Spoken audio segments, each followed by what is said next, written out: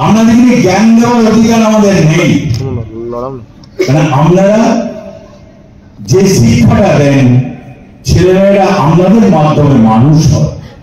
হতে পারেন আমার চেয়ে অনেক ছোট বয়সে, তবু আমরা গুরুজন বলে আমি মানি।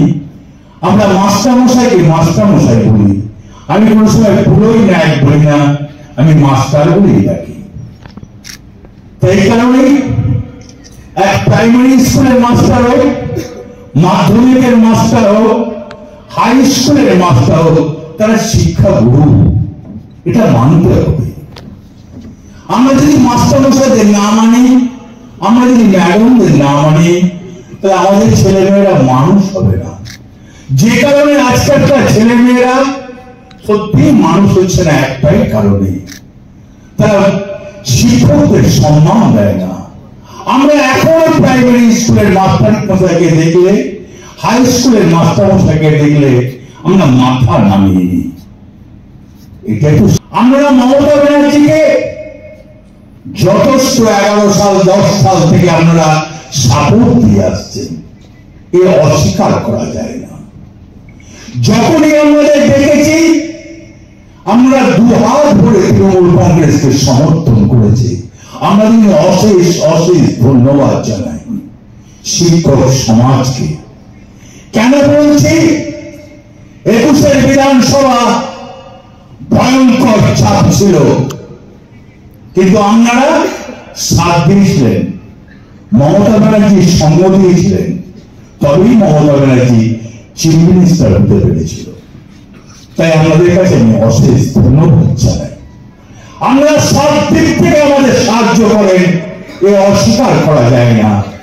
তাই আমি প্রত্যেকটি শিক্ষককে বলবো, যদি আমাদের কোনো ভুল ত্রুটি থাকে আপনারা ধরিয়ে দেবেন আঙুল দিয়ে, যে দাদা আপনারা এটা ভুল করছেন, এটা করবেন না। তাই এই কারণে আমাদের কাছে আমি কোনো জ্ঞান দেবো না, আপনাদের কাছে আমরা জ্ঞান নেব। আপনাদেরকে জ্ঞান দেওয়ার অধিকার আমার নাই, কারণ আপনারা জ্ঞান দেন, আপনারা শিক্ষাকে এগিয়ে নিয়ে যাচ্ছেন। তাই আপনাদের কাছে আমি আর একটা মিটিং এ যাব, আপনাদের কাছে আমি একটা কথা বলবো।